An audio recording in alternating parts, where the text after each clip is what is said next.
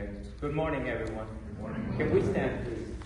The National Day of Prayer is an annual day for prayer designated by the United States Congress and held on the first Thursday of May, when people are asked to turn to God in prayer and meditation.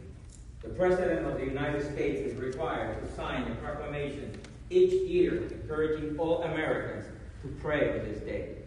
The National Day of Prayer Bible verse for this year, 2025, is Romans chapter 15, verse 13. Now may God of hope fill you with all joy and peace in believing, so that you will be bound in hope by the power of the Holy Spirit. In Paul's letter to Timothy, he reminds us about the importance of prayer.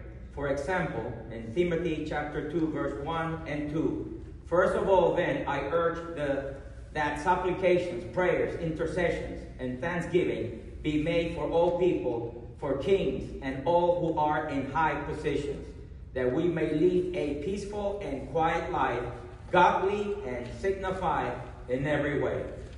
Christ is an example in the Lord's Prayer, and he gives us the following instructions. In Matthew 6, 9, and 10, you may repeat it with me. Our Father, who art in heaven, hallowed be thy name. Thy kingdom come, thy will be done on earth as it is in heaven. Give us this day our daily bread, and forgive us our trespasses as we forgive those who trespass against us. And lead us not into temptation, but deliver us from evil. Amen. God of hope, fill us with joy and peace in believing, so that we will bound in hope by the power of the Holy Spirit. Bless us and guide us. We pray for our mayor and the city council. Continue to bless this town, Lord. Show them your light and the wisdom that they need in order for all of them to follow your will.